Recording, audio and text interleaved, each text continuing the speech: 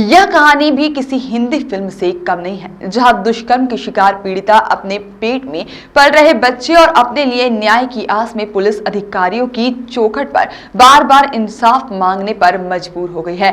इस कहानी को और रोचक बना दिया है उमरिया जिले के मानपुर थाना पुलिस ने, जिसने बड़ी मुश्किल से एफआईआर दर्ज की है और अब आरोपी को खुला संरक्षण देकर अपने कर्तव्य से मुंह मोड़ रखा है। यह कहानी है मानपुर थाने के ग्राम कठार में छिदहार टोला की, जहां पर विधवा के साथ शादी का झांसा देकर सैकड़ों बार दुष्कर्म कर उसे गर्भवती कर दिया और जब 8 माह का बच्चा पीड़िता के पेट में पलने लगा तो आरोपी ने शादी से इनकार कर दिया। इधर दुष्कर्म की शिकायत पर मानपुर पुलिस ने मामला तो कायम कर लिया है, मगर आरोपी की गिरफ्तारी आज तक नहीं हो सकी है, जिससे व्यथित होकर पीड़िता आत्महत्या करने की बात कर रही है।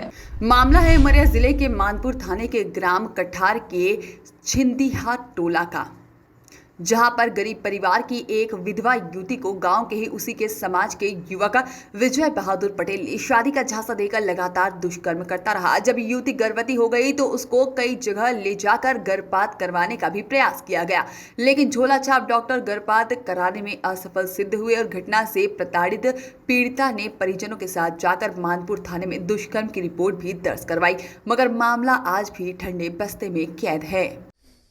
मीटिंग लगी, समाज की बैठक लगी। बैठक में बोला कि मैं 4 दिन के अंदर आपको डिसीजन दिए देता हूँ, और वो डिसीजन नहीं दिया। वहाँ अपना लड़का को फरार करा लिया। इस 22 तारीख को रिपोर्ट करने के लिए गए तो टीआई और वर्षप थानेदार बोल रहे थे कि हम आप लोगों को समझौता दे देंगे, 2 दिन रुक जाओ। हम लोग 22 को भी गए, 23 को भी गए और 24 को फिर हम लोग बोले कि नहीं, हमको रिपोर्ट चाहिए, कोई समझौता नहीं हो रहा। हम बच्ची को कहाँ लेकर के जाएं और कहाँ रखें, आप ही रख लो इसको, हमारे समर्थ नहीं है।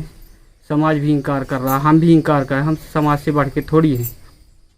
2 बार एसपी के यहाँ गए, कलेक्टर के पास गए, महानिरीक्षक शहडोल में गए 2 बार, और वहाँ सब तरह से शिकायत।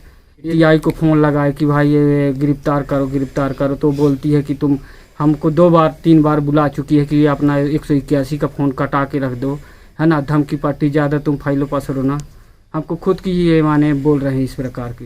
को लगता है कि पुलिस लेन देन ले चुकी है, 2 लाख रुपया पुलिस ले चुकी है, इसलिए हवा नहीं लगती है। और पुलिस हमको ये भी कह रही है कि तुम हीरो ढूंढो। ये टीआई को भी 2 बार बोले, जब उसका फ़ोन चालू था, एसपी को भी बोले कि उसका फ़ोन चालू है, तो ये बोल रहे हैं कि हाँ ये पकड़वा रहे हैं। और एक दिन भी पुलिस नहीं आती है। भले टीआई बोलती है कि मैं रोज़ बार जाता हूँ, कठार जाता हूँ, नागमा जाता हूँ, पर आती नहीं है। अब फिर जब दवाई जब ये मैं हो गए, फिर कहाँ लेके दवाई कराऊँ, फिर दवाई में कुछ नहीं भाई, तो फिर टोरिया मोर फिर वो पहली रही ही तही धरी का, तब वो का कुछ हिम्मत नहीं पाई, सब भाग गई से पंजाब सूरत। अब हुई कैसे फिर यही बलवाई से, अब फिर जान इसकी तो ये आवत थी, तब सकार से नहा धो के अपन पहले सटक गई से टोट गया रही थे। वही कहाँ रह गई? हुई जहाँ जात रही, भाई रहा है साथ, तो फिर वह तुरंत भाई लेके अब चला आई से। अब वह पैसा कहीं आते, वह पैसा होता आजकल सबका काम देता है नहीं। वो तो हमें घर में आया, सब में गाड़ी दे गई, दवाई खाया, ऐसा कराया वो ऐसा कराया, घर में ही आधा जिकारी वो डुकरी है वह जब मुरन का। दुष्कर्म पीड़िता के साथ हुई यह कहानी तो यह बताने के लिए काफ़ी है कि किस प्रकार से कानून के हाथ लंबे होने की बजाय बोने हो गए हैं, जिसके कारण 24 मार्च को दर्ज रिपोर्ट के बाद भी आरोपी खुलेआम गांव में घूमता है। घटना को लेकर पीड़िता ने शहडोल रेंज के डीआईजी, पुलिस अधीक्षक और भोपाल में बैठे वरिष्ठ अधिकारियों तक अपनी बात पहुंचा चुकी है, मगर कार्यवाही के बीच में पड़े नोटों के बंडल ने पूरी कार्यवाही का नक्शा ही बदल दिया है, जिसके कारण अब पीड़िता अपने पेट में पल रहे बच्चे समेत अपनी जीवन लीला को समाप्त करने की बात कर रही है। मैं बात कर रही थी, शादी का प्रलोभन देकर विजय बहादुर पटेल मेरे गांव का है, शादी का प्रलोभन देकर और मतलब अब भाग फिर रहा है, शादी नहीं कर रहा है। मतलब कि शादी कर लेंगे, इसकी वजह से मतलब संबंध बनाया और फिर भाग फिर रहा है इस समय पर। आप फिर क्या की? तो मैं मतलब वो मेरे को अपने पास बुलाया, मतलब फिर इसके बाद वो वहाँ से भाग गया। तो फिर मैं इसके बाद मानपुर में रिपोर्ट डालने के लिए 22 तारीख को गई थी यहाँ से, 22 मार्च को। फिर 22 मार्च को गई तो वहाँ मतलब रिपोर्ट नहीं डाले थे, बोले कि समझौता कर लो, समझौता कर लो। कौन बोला? मतलब वर्षा बेगा, मतलब जितने पुलिस वाले थे वो सब लोग बोल रहे थे कि समझौता कर लो। फिर हम दूसरे दिन भी गए 23 तारीख को भी, फिर भी मतलब उस दिन भी FIR नहीं हुआ। मतलब बोल रहे थे कि समझौते समझौते ऐसे बोलते रहे। फिर हम तीसरे दिन ज़बरदस्ती बोले नहीं, हमें समझौता नहीं करना, जब वो आता ही नहीं है तो समझौता कहाँ से होगा।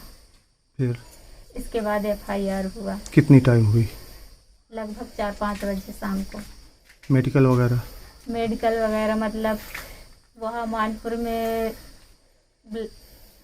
में हुआ है जो मेडिकल होता है, सोनोग्राफी नहीं हुआ। सोनोग्राफी के लिए हमको डेली 2-3 दिन बुलाया उमरिया जाने के लिए, लेकिन किसी दिन भी अभी आज तक नहीं हुआ। कौन? नहीं, अभी आज तक उसके जीजा जी बस का गिरफ्तारी हुआ है और उसका अभी आज तक नहीं हुआ। किसका नहीं हुआ? और विजय बहादुर पटेल का नहीं हुआ और ओम प्रकाश पटेल का हो गया। कहाँ रहता है विजय बहादुर? विजय बहादुर नौगमा में रहता है और गांव में भी आता है। यहाँ आता है? जी, अपने गांव आता है। तब आप सूचना दी पुलिस को? जी, मैं SP के पास कॉल करके बताई थी कि मतलब वो अपने गांव पे है। और जब उसका मोबाइल चालू हुआ तो मैं TI के पास कॉल किया और बताई कि मतलब उसका मोबाइल चालू हो गया। क्या बोली TI? TI बोलती थी तुरंत मतलब हम करते हैं कार्रवाई। और आज तक नहीं हुई? आज तक कुछ भी नहीं हुई। SP के यहाँ कितनी बार आप आवेदन दी? SP के यहाँ 2-3 बार गए हैं हम लोग। क्या बोले?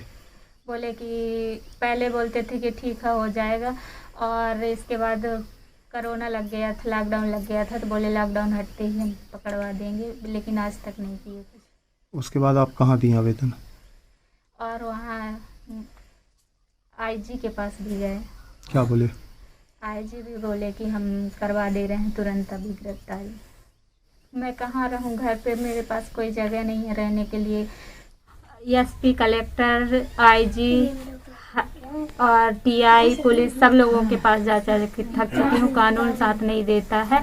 मेरे पेट में 8 माह का बच्चा है, मैं कहाँ जाऊँ, मैं मर जाऊँगी। इसकी जवाबदारी कानून और पुलिस वाले लेंगे। मेरे कोई चारा नहीं है, क्या करूँ, मरने के सिवाय कुछ नहीं है।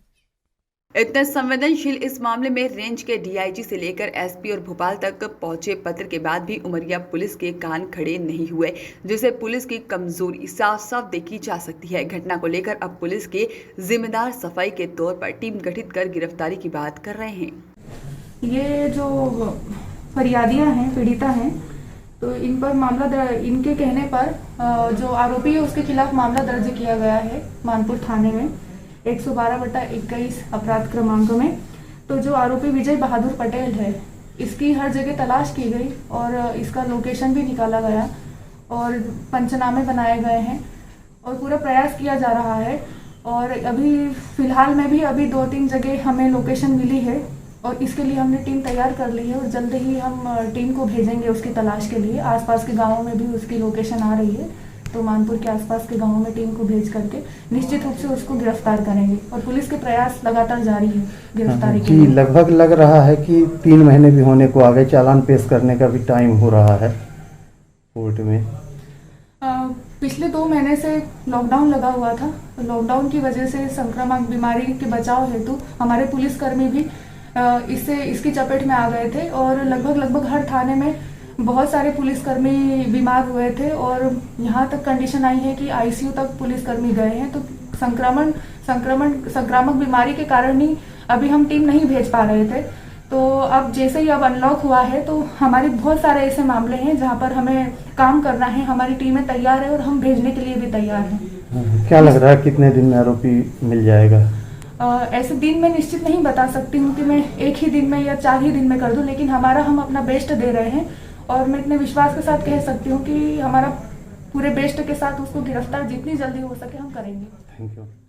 गौरतलब है कि प्रदेश के मुख्यमंत्री, गृह मंत्री, महिला आयोग, न्यायालय सभी महिला अपराध के मामलों में सक्रिय है और प्रदेश के मुखिया ने विधवाओं को कल्याणी के नाम से पुकारा है, लेकिन मामा की कल्याणी भांजी इंसाफ न मिलने के चलते आत्महत्या के लिए मजबूर होने की स्थिति में आ गई है। ऐसे में गृह मंत्री और मुख्यमंत्री को चाहिए कि कार्रवाई न करने वाले के ऊपर सख्त कार्रवाई करे और भांजी को न्याय दिलवाएं। वॉइस ऑफ राइट्स के लिए उमरिया से दीपक वर्मा की रिपोर्ट।